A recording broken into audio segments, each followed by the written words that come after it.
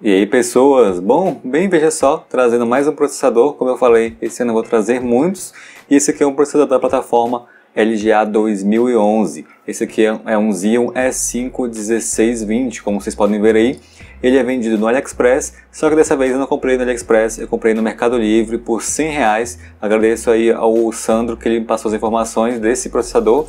Está aqui para vocês na tela as informações detalhadas. Ele é um processador de 2012, tem 32 nanômetros, 4 núcleos, 8 threads, uma frequência base de 3.6 GHz, vai até 3.8 com turbo, tem um TDP máximo de 130 watts, só que a diferença é que esse aqui é um processador desbloqueado para overclock.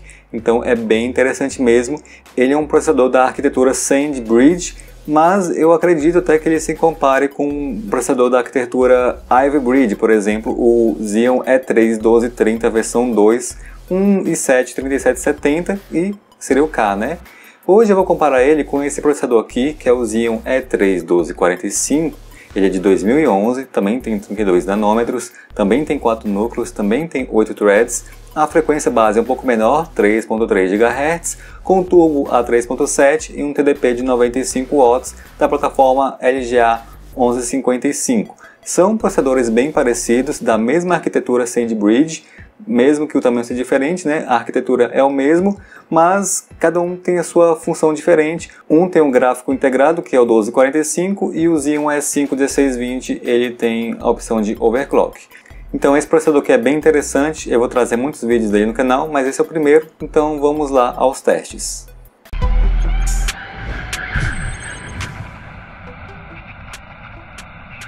Primeiramente mostrando aqui as configurações do E3 1245, como eu falei, 4 núcleos, 8 threads, chega até 3.7 no máximo ali, ele não tem opção de overclock, mas ele tem um gráfico integrado, pode ser bom para você usar em casa.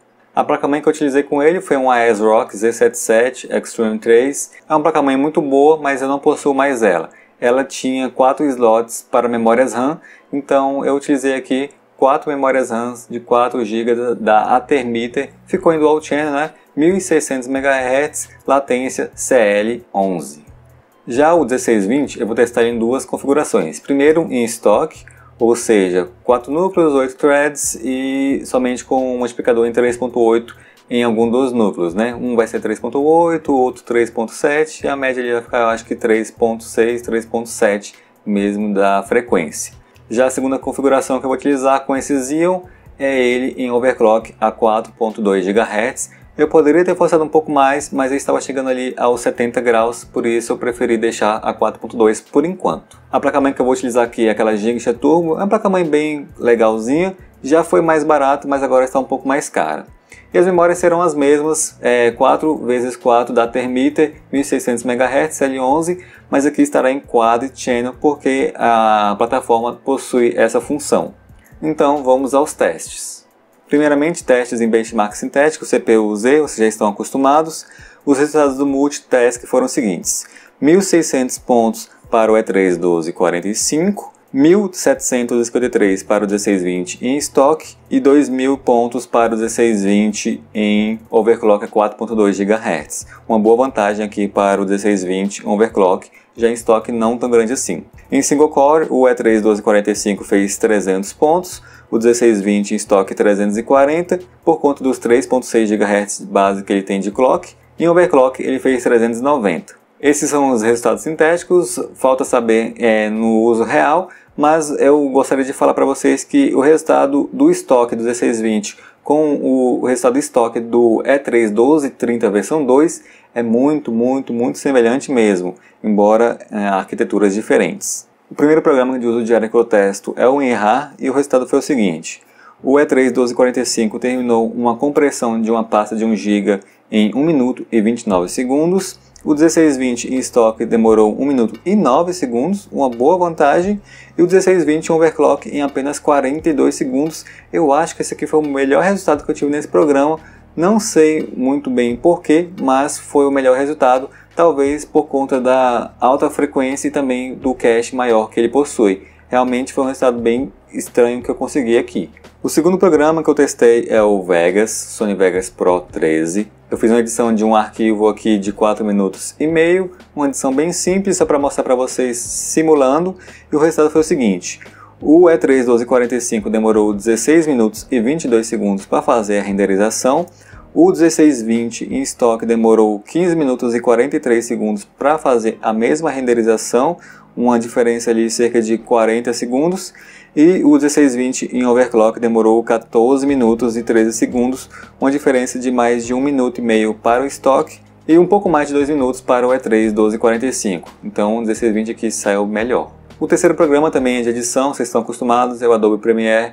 Eu fiz a mesma edição que eu fiz com o Sony Vegas e o resultado foi o seguinte. O E3 1245 terminou a edição em 12 minutos e 56 segundos.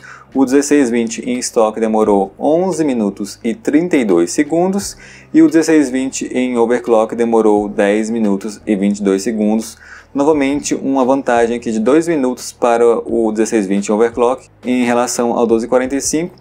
Já o 1620 em estoque teve uma diferença ali de cerca de 40 segundos para o E3 1245 em estoque. O último programa que eu sempre testo é o Media Coder. Ele não faz edição, ele faz conversão de arquivos. Eu converti um arquivo de 5 minutos e o resultado foi o seguinte. O E3 1245 demorou 5 minutos e 42 segundos para fazer essa conversão. O E5 1620 demorou 5 minutos e 36 segundos, diferença bem pequena. E o 1620 em overclock, 5 minutos e 7 segundos. Essa aqui foi a menor diferença que eu obtive. Aparentemente o Media Coder não tem uma otimização tão grande assim para clocks altos, pelo menos desses processadores aqui. Só que no geral o 1620, mesmo em estoque, levou melhor em relação ao E3 1245. Como eu disse, parece que o desempenho do 1620 ele fica mais próximo do E3 1230 versão 2 do que um E3 1245 ou um E3 1230, arquitetura SandBridge. E agora, como sempre, vamos aos jogos. Eu vou testar aqui com a RX 580 da XFX, 4 GB, uma placa ali mediana hoje em dia, mas ainda assim muitas pessoas estão visando ela. Então eu acho que é um bom teste. Todos os testes são feitos com as configurações em Full HD e no mínimo. Vamos então para o primeiro jogo. O primeiro jogo é o Forza Horizon 4. Como eu disse, Full HD tudo no baixo. Esse aqui é o preset que o próprio jogo nos fornece, então é fácil para vocês compararem em casa. Começaram aqui os testes. Eu não vou falar tanto assim, porque o desempenho deles é bem semelhante, pelo menos em relação às versões em estoque. Até mesmo o frame time é bem parecido, quando uma dá engasgada, o outro também dá. Vocês podem ver ali que a diferença aqui está sendo cerca de 5 FPS, né, para o E3 1245 do 1620 em estoque, mas também lembrem-se sempre que eu estou gravando, então para vocês aí vai aparecer o resultado na tela sem gravar, porque aí não tem perda nenhuma e eu posso passar um resultado mais fiel. No Forza, a média de FPS foi de 127 para o E3 1245, 135 para o 1620 em estoque, uma boa diferença até, achei que seria menor, e 144 para o 1620 em overclock. Foi um desempenho muito bom do 1620 em overclock, embora ele esteja chegando ali a cerca de 65 graus, mais ou menos, por isso mesmo eu não fiz um overclock maior, mas foi uma boa diferença. Em outras relações aqui, frame time, estão bem parecidos, mas no final do vídeo eu vou colocar para vocês todos os resultados, todos os gráficos. Olhem também as mínimas, as médias, as máximas, caso vocês queiram. Sempre deixo para vocês olharem, quem tiver mais curiosidade nisso. Mas nesse jogo aqui eles tiveram um desempenho bem semelhante, mas realmente o 1620 levou vantagem, talvez por um clock diferente dele. O próximo jogo é o Gear 5, coloquei ele aqui todo no baixo. Lembrem-se também de copiar essas configurações que eu fiz aqui, porque ele dá uma diferenciada. O Gear 5 eu percebi também que eu posso refazer uns testes e acabar que não sai um resultado bem igualzinho. Então é um benchmark um pouco mais difícil de se ter uma média. Por isso os resultados que a gente consegue aqui, a gente tem que relevar ali mais ou menos uma margem de erro de 2 FPS para cima ou de 2 FPS para baixo, né? Segundo a margem do Ibope. Mas vocês podem ver na tela que está bem parecido, embora pareça para mim que o gráfico do 1245 está um pouco melhor. Lembre-se também que está gravando, então isso pode influenciar um pouco. No geral está bem parecido, tanto a média de FPS quanto as outras médias, só que eu percebi que a mínima do E3 1245 está um pouco mais baixa do que a dos outros. Só que no final o resultado foi de 82.8 para o 1245, 81.8 para o 1620 em estoque e 83 em overclock, então aqui o overclock não fez muita diferença. Próximo jogo é o Red Dead Redemption 2. Esse aqui é um jogo que a gente sabe já que ele não demanda tanto assim do processador, quer dizer, ele demanda, mas os processadores costumam ter um bom desempenho com ele, mas ele demanda mais de placas de vídeo, por isso que no final o resultado vai ser muito semelhante, até mais do que no Gear 5. E para você também que já está pensando em falar que o Gear 5, o limitador foi a placa de vídeo, não foi, porque eu tenho testes aqui no canal com o Ryzen 5600 AF, com o S5 2689, e eles conseguem uma média melhor do que essas que vocês viram aí no Gear 5.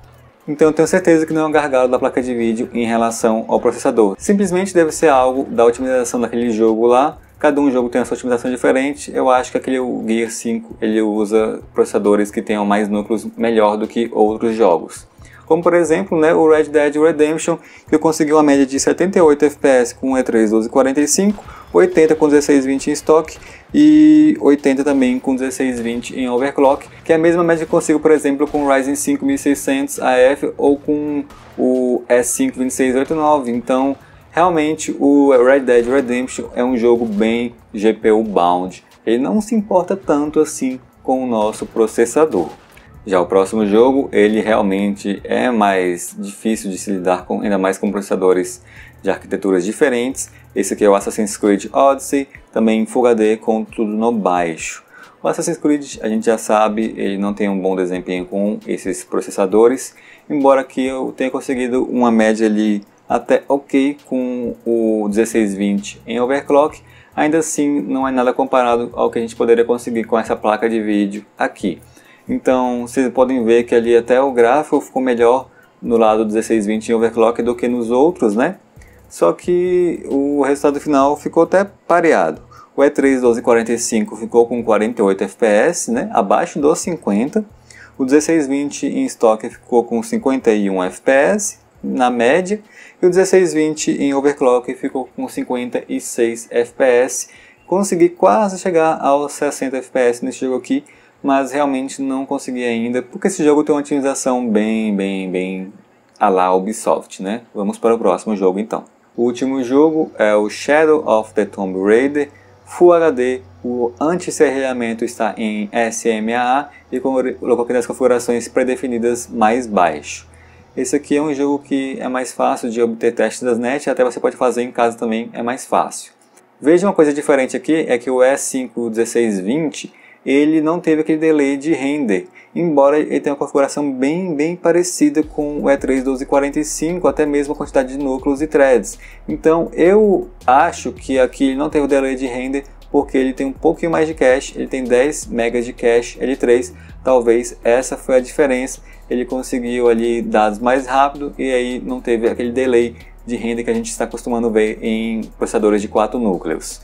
Resultado final foi de 92 FPS para o E3 1245, 94 FPS para o 1620 em estoque e 99 FPS para o 1620 overclock, quase 100 FPS aí, uma diferença de 8 FPS para o E3 1245 em estoque para o 1620 em overclock. No final foi um resultado bem parecido, mas o 1620 me surpreendeu por ter um desempenho melhor que o E3 1245, mesmo sendo da mesma arquitetura. Como eu disse, parece que o S5 1620 ele tem um desempenho de uma arquitetura superior, que é a Ivy Bridge com o E3 1230 versão 2. No final do vídeo, agora como eu estou fazendo, vou deixar para vocês aí todos os gráficos. Também vou passar para vocês os gráficos das telas finais dos jogos, assim para quem tiver curiosidade, para quem quiser ver maior diferença, poderá ver. Quem não se interessar tanto assim já pode ir parando por aqui. O S5 1620 foi um processador que me surpreendeu, ainda mais porque ele pode fazer um overclock. Eu peguei ele por R$100 mais 20 de frete, total 120, e já esteve mais ou menos por esse preço no AliExpress, hoje ele está a cerca de 150. Ainda assim é um desempenho bem legal que tem pelo preço, e o mais legal de tudo também é que ele se parece muito com processadores da arquitetura Ivy Bridge. Então eu acho que eu poderia comparar ele aqui com um i7 3770K, já que ele também tem a opção de overclock, e a diferença é que o 3770K ele é muito mais caro, né? Mesmo no AliExpress fica lá por cerca de R$400. Então se você quiser um 3770K, você gostar ainda dessa arquitetura aqui, dessa plataforma 1155 ou ele já 2011, essa aqui pode ser uma opção bem viável, viu? Agora só tenham cuidado, pegue uma placa-mãe mais robusta, ou pelo menos um pouco mais robusta, porque a gente não sabe como que o VRM das placas-mães mais baratas lidam com esses processadores mais quentes. Só que a minha lidou bem, não esquentou tanto assim. Ele ficou ali no máximo a 70 graus em testes que eu fiz, por isso que eu fiquei com medo de colocar em 4.3, 4.4 GHz o overclock e exceder demais a temperatura máxima dele, que eu vi ali que fica ali cerca de 70, né? Mais ou menos isso mesmo. No geral, foi um processador que eu gostei bastante, vou fazer muitos testes com ele, então se você gostou desse processador, pode esperar que vai ter mais testes. Eu tenho ideias de fazer testes diferentes com ele, além também de testes com o Athlon que eu trouxe ontem e vou continuar trazendo. Como eu disse, esse vai ser o ano de testes em processadores, já que eu não posso fazer muito em relação a placas de vídeo. Por enquanto é isso, pessoas. Obrigado por assistir meu vídeo até aqui. Nos vemos na próxima. Valeu, falou e tchau!